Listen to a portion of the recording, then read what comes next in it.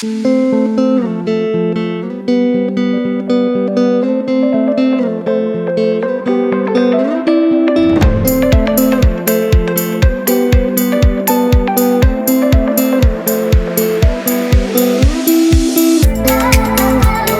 tard, Rénalou est devenue une association qui compte, qui est reconnue.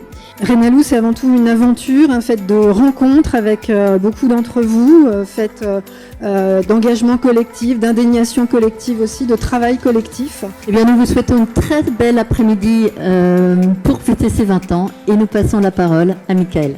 20 ans, c'est aussi l'âge de la loi sur la démocratie en santé, le droit des patients. Rares étaient les textes qui, 20 ans après, continuait d'animer une partie de ce que vous avez appelé les patients. Une personne malade, c'est mieux.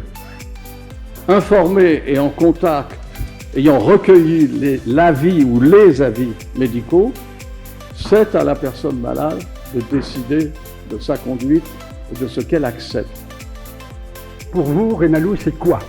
Bon, cette enquête frappe par la netteté, la vigueur avec laquelle certains dysfonctionnements sont notés. Alors il y a des choses qui marchent très bien, mais il y a des choses qui ne marchent pas du tout bien.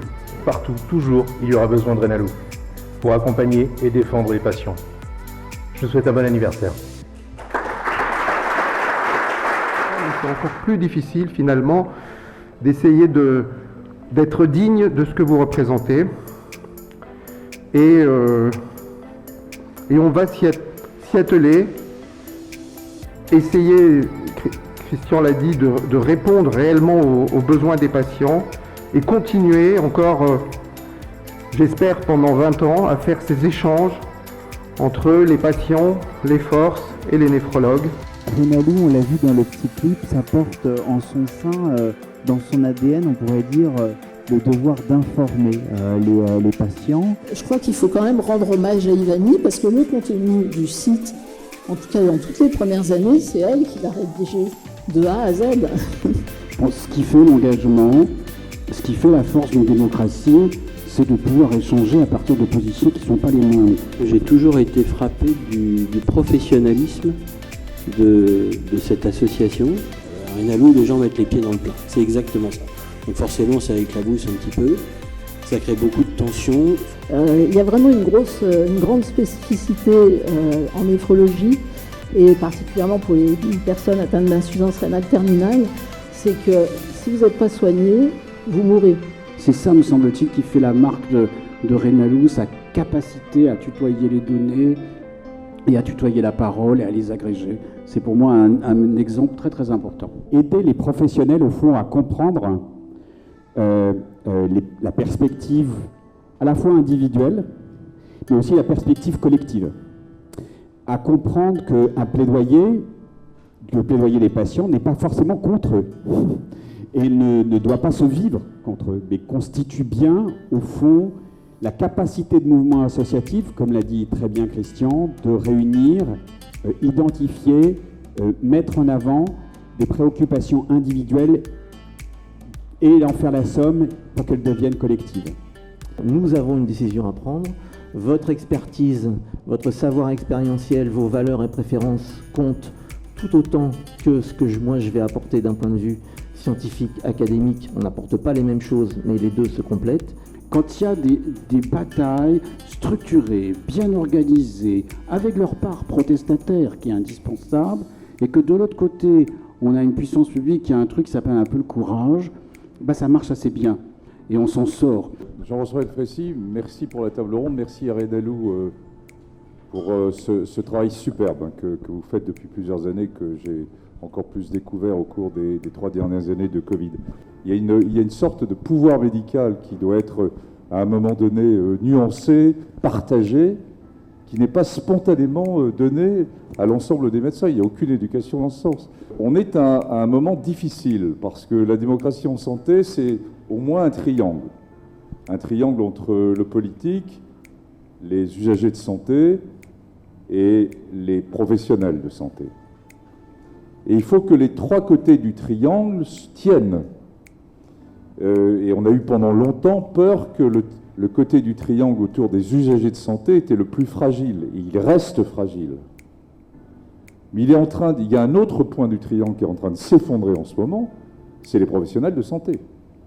Est-ce que ce n'est pas le moment, plus que jamais, d'insister sur le fait que la relation bien sentie et approfondie entre les personnes malades, et donc le milieu associatif entre autres, et les professionnels, c'est gagnant-gagnant. C'est à mon avis le moment ou jamais où il faut investir du temps de discussion, d'échange et de décision partagée. Pour ce temps investi au départ, il y a immensément de temps récupéré ensuite, d'économie émotionnelle du côté des patients et des professionnels, et probablement même d'économie financière et d'organisation de soins.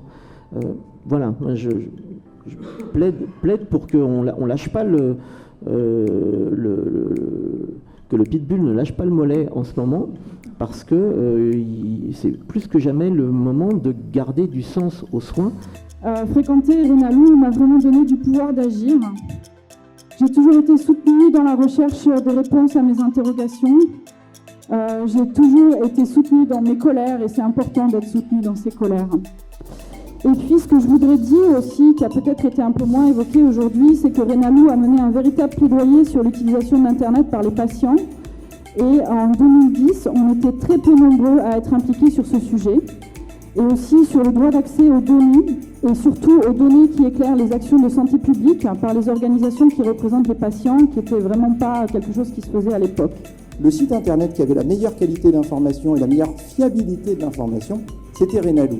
En fait, ce sont des patients qui s'informent et qui veulent informer les autres et qui sont capables de donner la meilleure qualité de l'information possible, la meilleure fiabilité de cette information-là. Mais si jamais il existait un clan, je pense que ce qu'il faut qu'on garde tous en tête à chaque fois, c'est que si on n'est pas du côté de celui des patients, on est vraiment dans le mauvais camp. Quand Ivani a lancé cette idée, je me suis dit, elle est complètement folle. Vraiment, comment oser faire un truc pareil, penser que des médecins vont venir à un truc organisé par une association qui, à l'époque, on n'était pas très nombreux, reconnaissant, actif. Et je lui ai dit, ça ne marchera jamais. C'est pas vrai. Et donc, on a réussi à réunir tout le monde. On a mis un accord. Et donc, ces états généraux ont eu lieu. Mais il y a une chose, une avancée considérable que nous avons faite dans cette loi, et j'en suis extraordinairement fier, c'est qu'on a élargi le cercle des donneurs vivants dans le cas d'une greffe. Voilà. Les choses ont évolué au fur et à mesure du temps, et dès mars 2021, on a vu que les immunodéprimés répondaient pas du tout ou mal à la vaccination. Et puis tout ça s'est confirmé dans le temps, et ils sont vraiment restés au bout du compte, les derniers des vulnérables, parce que non protégés par la vaccination.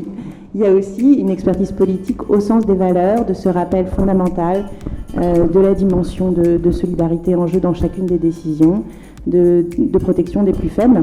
Et c'est aussi une expertise que vous avez. C'est une population qui est extrêmement fragilisée et qui en plus est avec une technique qui est extrêmement ancienne. C'est-à-dire que le schéma de dialyse 3 fois 4 heures par semaine, ça date des années 70. Et donc on a des cohortes de personnes vraiment en très mauvaise santé.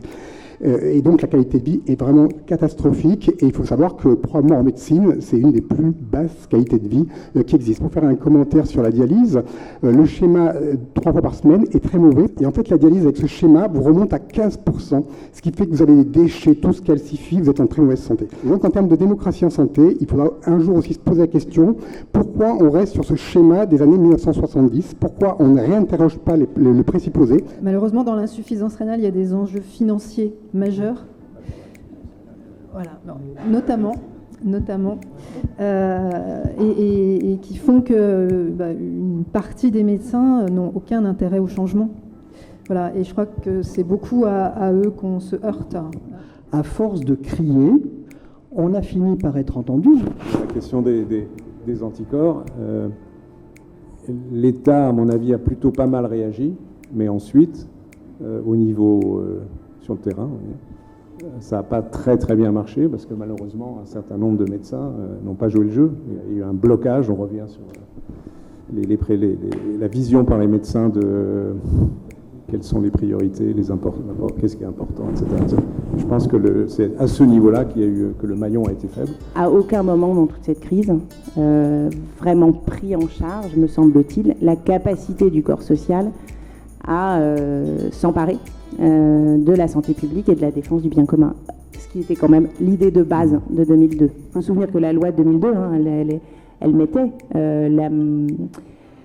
les droits des malades et la qualité du système de santé, elle s'appelle comme ça. Donc effectivement, le fait que les malades aient voix au chapitre pour dire ce qu'est la qualité du système de santé, finalement c'était écrit dans le titre de la loi de 2002 et ça reste à faire. Ça a été une grande leçon pour moi de voir la force du collectif, que je trouve extraordinaire.